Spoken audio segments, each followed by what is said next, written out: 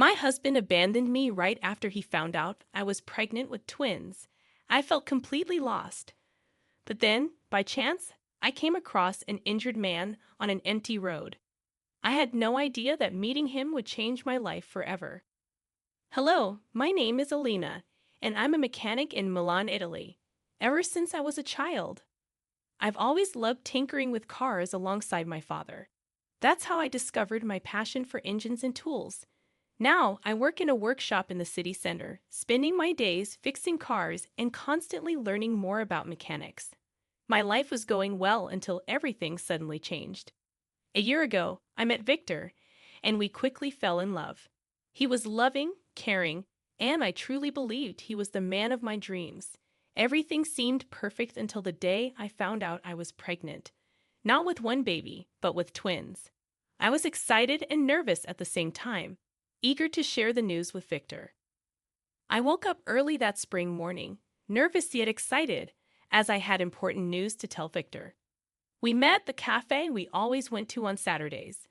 I ordered tea and waited for him, feeling butterflies in my stomach. When he arrived, he smiled and kissed me on the forehead, but he soon noticed my serious expression. Victor, I have something to tell you, I began, trying to stay calm. I'm pregnant. He stayed silent for a few seconds, and I could see the surprise in his eyes. With twins, I added, trying to smile. But Victor didn't smile back. His face turned pale, and he seemed lost in thought. I need some time to think, he said suddenly, getting up from the table. We'll talk later. I sat there alone, feeling a wave of fear and confusion wash over me. That night, I tried calling him several times, but he didn't answer. I spent hours staring at the ceiling, unable to sleep. What was going on? The next day, I went to his house, determined to understand what was happening. I knocked on the door several times until a woman opened it. She looked surprised and asked who I was. With my heart in my mouth, I explained that I was looking for Victor. I'm his fiancé, she said calmly, showing a sparkling ring on her finger. My world collapsed at that moment. Victor, the man I loved and trusted, had been cheating on me all along. He had a fiancé and had never told me anything. I went home in shock, not knowing what to do. I felt lost and alone. I cried all night, imagining what it would be like to raise my children without their father. But in the midst of my pain, a familiar voice brought me some comfort. Ivana, my best friend, appeared at my door with a tight hug. You are not alone, she said. We'll get through this together. Ivana helped me find strength I didn't even know I had, and so I began to take the first steps to restart my life, knowing that despite everything, I needed to be strong for my babies. After the shock of discovering Victor's betrayal, I knew I needed to move forward. I couldn't just sit around crying over what had happened. Ivana was an angel during this time. She came to my house every day, bringing food, cheering me up, and most importantly, helping me find a new job. Ivana knew Natalia, the owner of a mechanical workshop in the city. She talked to Natalia and managed to schedule an interview for me. I was nervous, but I knew I needed this opportunity. On the morning of the interview, I dressed as best as I could and went to the workshop, trying to hide the fear I felt. When I arrived, Natalia greeted me with a smile. She was a strong and determined woman, and I knew I had to do my best to impress her. We talked for a while, and I told her about my experience as a mechanic. Natalia seemed to like what she heard, but I knew I had to prove my worth in practice. You start tomorrow, she said, surprising me. I thanked her and Ivana, who was beside me, grinning from ear to ear. It was a relief to know I had gotten the job, but I also knew the real challenge was just beginning. On my first day of work, I arrived early and introduced myself to my new colleagues. They welcomed me well, but I could feel they were curious to see if I really knew what I was doing. I rolled up my sleeves and dove into the work, fixing cars and learning about the dynamics of the workshop. Each day was a new opportunity to show my skills and learn more. Natalia was demanding but fair, and little by little, I earned her trust. She taught me a lot and always challenged me to improve. It was tough at first, especially with the pregnancy, but I knew I needed to be strong. With each car I fixed, I felt a little more pride and confidence. I was building a new life, one step at a time, and gradually I realized that despite all the difficulties, I was capable of overcoming any challenge. The workshop became more than just a workplace. It was a place where I could rebuild myself, find strength, and believe in the future. And so, day by day, I was becoming not just a better mechanic, but also a stronger and more determined person. One evening, as I was heading home after a long day at the workshop, I saw something that made me stop. By the side of the road lay a man, clearly injured. My heart raced, and without thinking twice, I parked the car and ran to him. "Are you okay?" I asked, trying not to panic. He opened his eyes slowly and mumbled something I couldn't understand. He was hurt and needed urgent help. I knew I couldn't leave him there, so with some effort, I got him into my car and drove straight to the nearest hospital. When I arrived, the nurses rushed to help and took him inside. I waited anxiously in the waiting room, wondering who he was and what had happened. After some time, a nurse came to inform me that he was stable but needed to stay under observation. I sighed with relief, but knew I still had another battle to face. Because of the rescue, I arrived late at work, and Natalia, my boss, was not happy. She called me for a conversation as soon as I got back to the workshop. "Alina, we can't afford delays," she said, visibly irritated. "I understand you wanted to help, but we need commitment here." I tried to explain the situation, but Natalia was adamant. She penalized me with a pay cut for that day. I left the workshop with a heavy heart, feeling that even though I had done the right thing, I was being punished. That night, while trying to relax and forget the difficult day, I heard a knock on the door. I opened it and saw an older man, elegantly dressed, with a worried look on his face. "Are you Alina?" he asked. "I am Anton's father, the man you saved.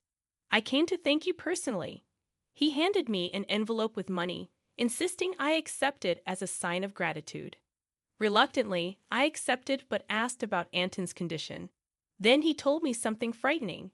Anton had been kidnapped and was being kept sedated against his will. I was shocked. How could someone do that, and why?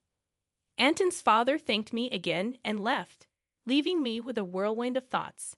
I knew I couldn't just forget what had happened. Anton needed help, and I was determined to find out more about this story.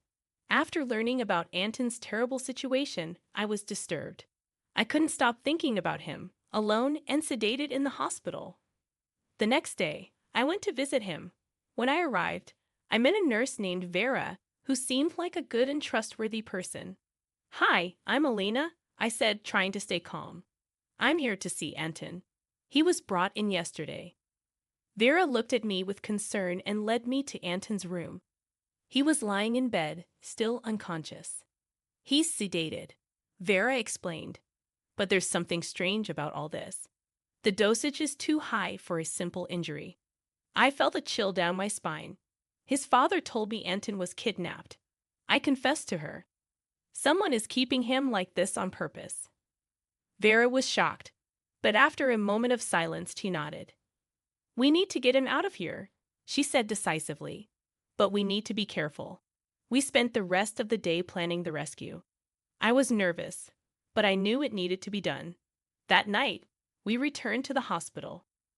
Vera managed to turn off the monitors and get Anton out of bed without attracting attention.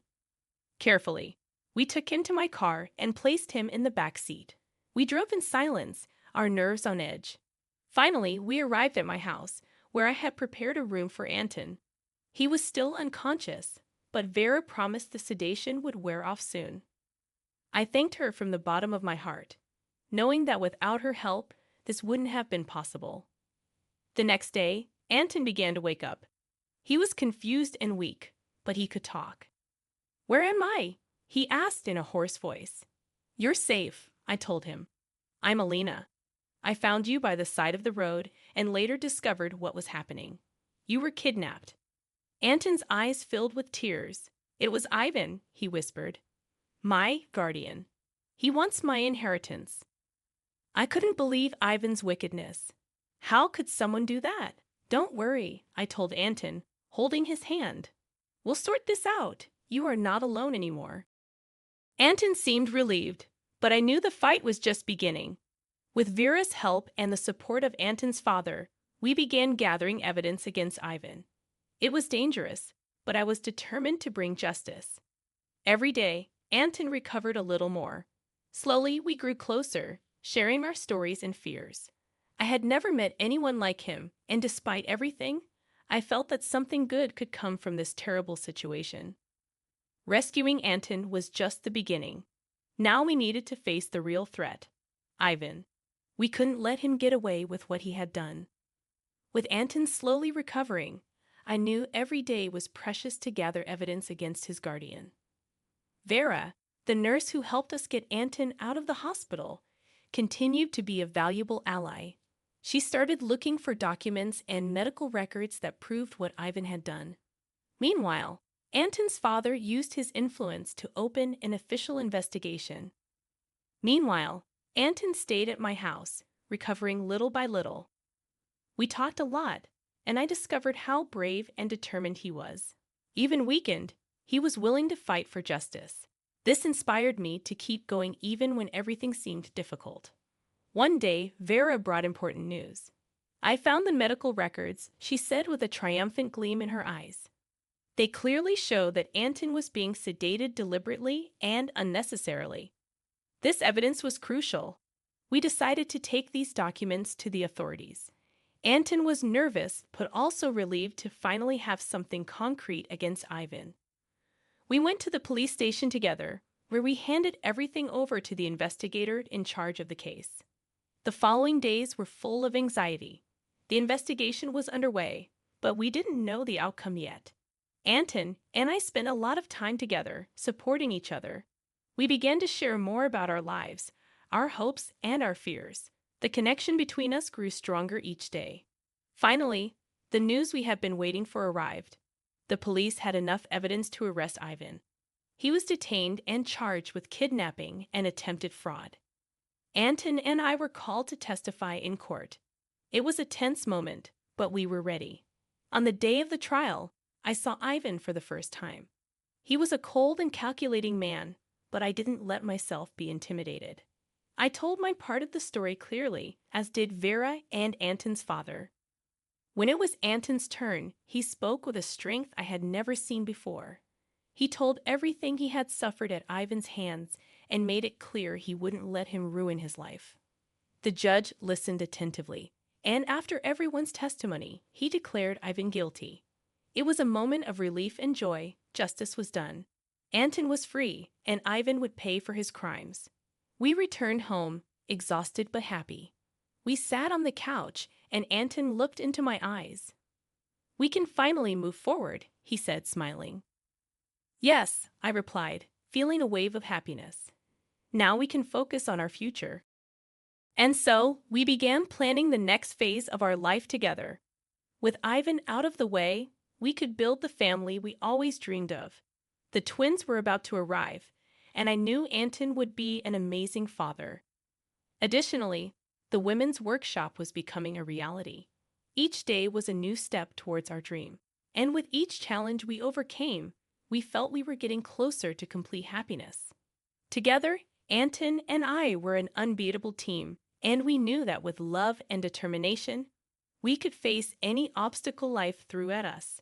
After all the storms we faced, the calm finally arrived.